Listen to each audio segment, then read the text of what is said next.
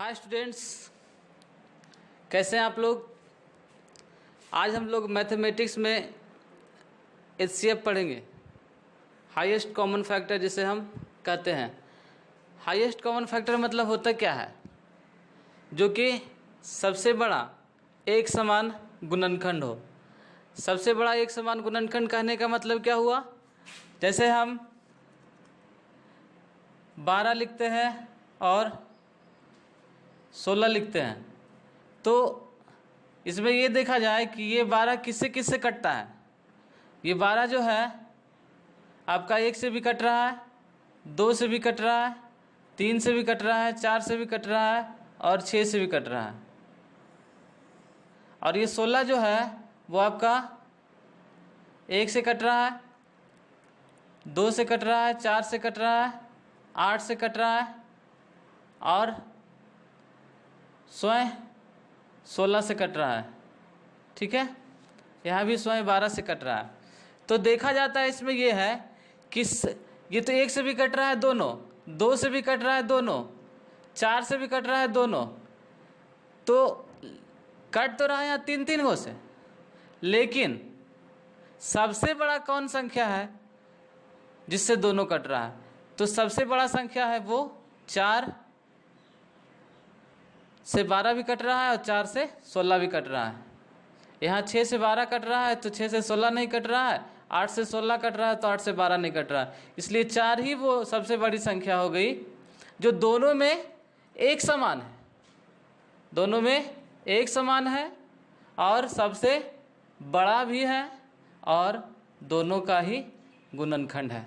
ठीक है, इसलिए इसे HCF कहा जाता है, हाईएस्ट कॉमन फैक्टर, सबसे बड़ा एक समान गुणनखंड। ओके, उम्मीद है समझ में आ गया है ना। तो HCF बनाने के लिए हम लोग 3 प्रकार का मेथड लगाते हैं। सबसे पहला मेथड होता है कि आप अगर जो हल्का फुल्का रहा तो बिना कुछ बनाए है ना, सिर्फ दिमाग लगा करके आप बता सकते हैं आसानी से कि इसका HCF इतना होगा। जैसे कि 32 है, 48 है, तो हम ये देखेंगे कि किसके पहाड़ा में 32 भी आता है, 48 भी आता है। 6 के पहाड़ा में आता है ना, लेकिन 6 के पहाड़ा में 32 नहीं आता है, 48 आता है। तो 8 का पहाड़ा देखेंगे तो 8 का पहाड़ा में आता है 8 4 जा 32 एंड 8 6 जा 48। ठीक है, लेकिन उसके बाद भी 16 के भी टेबल में 16 2 जा 32 और 16 3 जा 48, तो सबसे बड़ा होना चाहिए। ये तो 1 से भी कट रहा है दोनों, 2 से भी कट रहा है, 4 से भी कट रहा है, 8 से भी कट रहा है, लेकिन हमको लेना है कौन, सबसे बड़ा लेना है। तो सबसे बड़ा कौन सी संख्या है जिससे कि दोनों कट रहा है, वो सबसे बड़ी संख्या है 16। तो HCF बराबर 16 हमारा आंसर हो गया। इसमें क्या किए, सिर्फ इंस्पेक्शन किए, ज़्यादा कुछ हम लोग इसको बनाने की कोशिश नहीं किए। दिमाग लगाएं कि वह कौन सी संख्या है जिससे कि दोनों कट जाए और सबसे बड़ा भी हो, साथ साथ सबसे बड़ा हो, है ना। उसी तरह से इसमें देखेंगे कि वह कौन सी संख्या है जिससे तीनों कट जाए, है ना। तो 6 के टेबल में 12 भी आता है, 18 भी आता है और 24 भी आता है ना। उसके बाद 12 के टेबल में 12 तो आता है, 24 तो आता है, लेकिन 18 नहीं आता, इसलिए 12 नहीं होगा।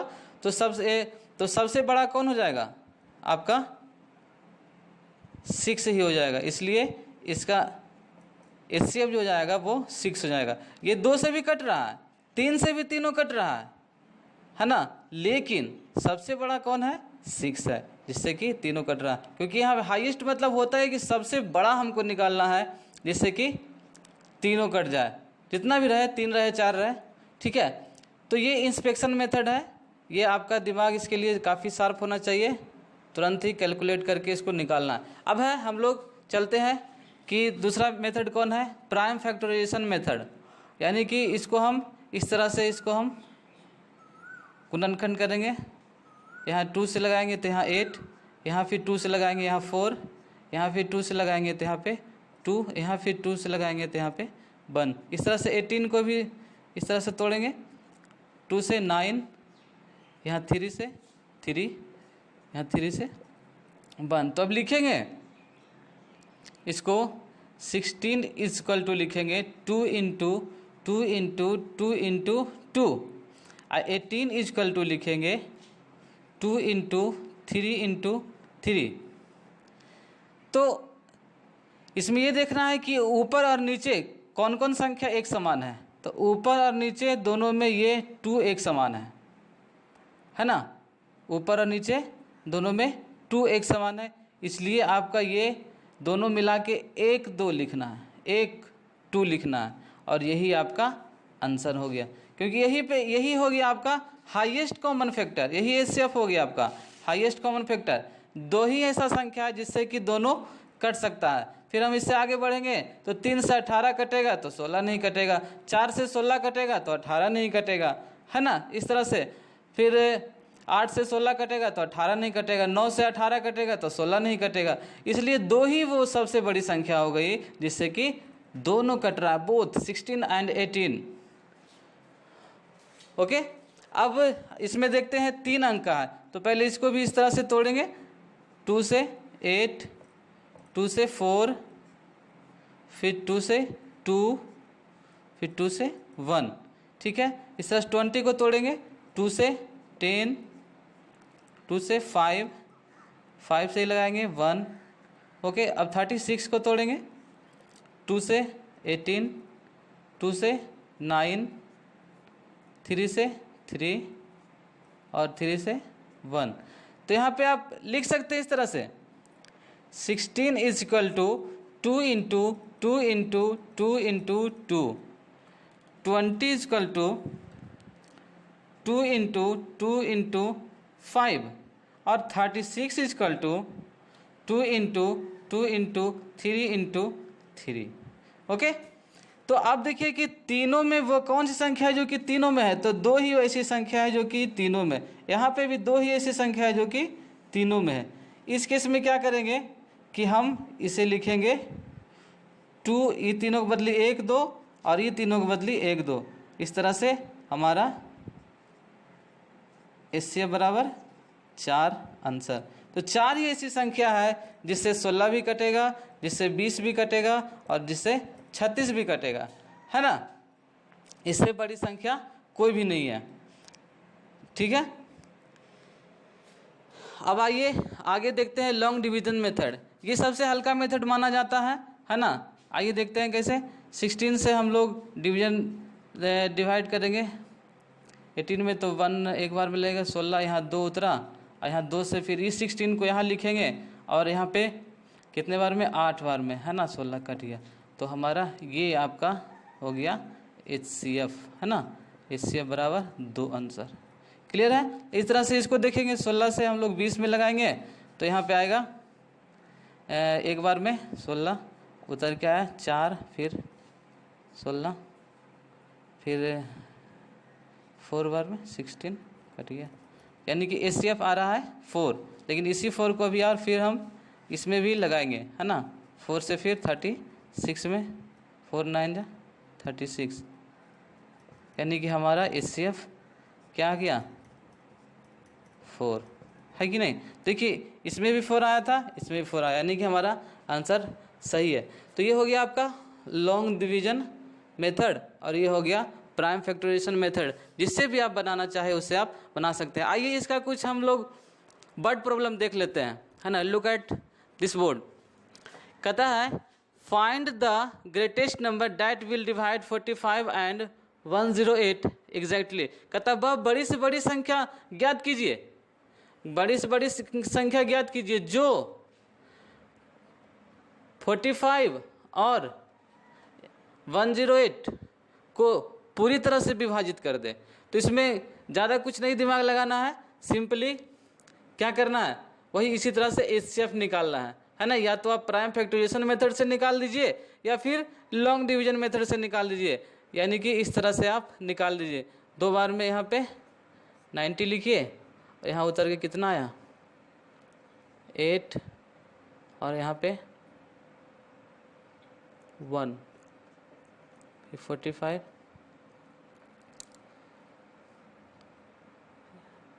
2 बार में 36 और यहाँ पे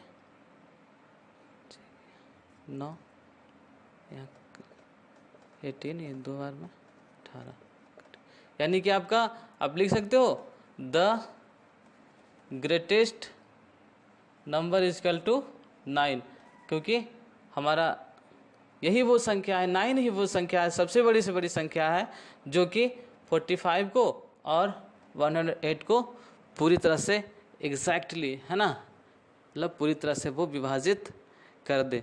ठीक है, तो है कुछ नहीं, एचसीएफ ही है, लेकिन थोड़ा सा अलग ढंग से है, वो आपको वर्ड प्रॉब्लम में है। अब देखिए एक ऐसा हिसाब है, कहता है वह बड़ी से बड़ी संख्या ज्ञात कीजिए, find the greatest number which, मतलब जो डिवाइड कर दे 10 और 14 को, 10 और 14 को डिवाइड कर दे और साथ ही साथ रिमाइंडर में शेष में 2 बचे, शेष में 2 बचे, है ना, इन ईच केस, है ना, प्रत्येक केस में 2 बचे। तो सबसे पहले क्या करेंगे, 10 में हम 2 को माइनस कर देंगे तो यहाँ पे आ जाएगा 8, और 14 में हम 2 को माइनस कर देंगे तो यहाँ पे आ जाएगा 12। अब इन दोनों का एचसीएफ निकालेंगे। ठीक है,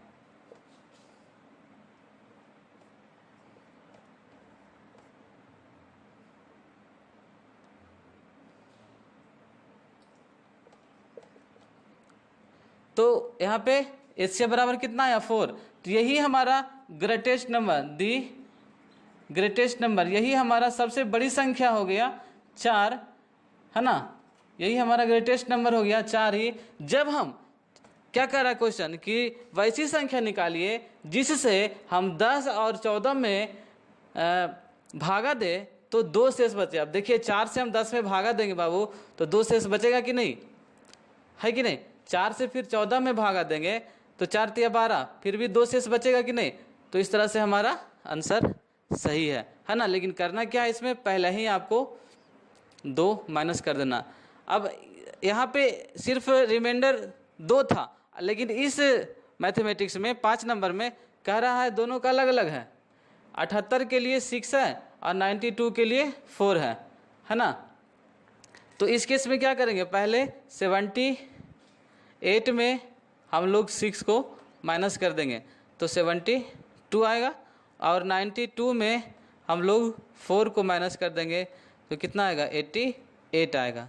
ठीक है, तो क्वेश्चन क्या कर रहा है कि वह बड़ी से बड़ी संख्या ज्ञात कीजिए जिसमें जिससे 78 और 92 में भागा दे, है ना। जब 78 में भागा दें तो 6 शेष बचे और 92 में भागा दें तो 4 शेष बचे, है ना। तो इसके लिए पहले ही आपको माइनस कर लेना होगा और फिर 72 से आप 88 में एचसीएफ निकालिए तो 1 एक बार मिलेगा। यहाँ पे कितना हुआ 6, यहाँ पे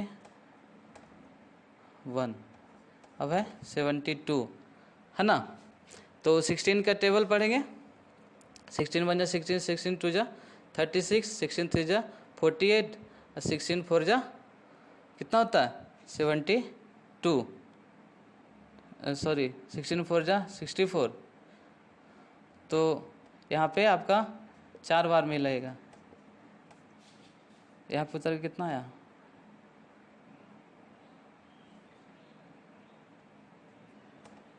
अब उसके बाद ये 16 यहाँ लिखाएगा, तो यहाँ पे 2 बार में 16। तो the greatest number is equal to 8। तो 8 ही वो संख्या है जिससे हम अगर 78 में भागा दे तो 6 शेष बचेगा और 92 में भागा दे तो 4 शेष बचेगा। ओके, उम्मीद है समझ में आ गया होगा आपको। वीडियो को बार बार देखिए, मुझे पूरा विश्वास है कि आपको ज़रूर समझ में आएगा। Thank you.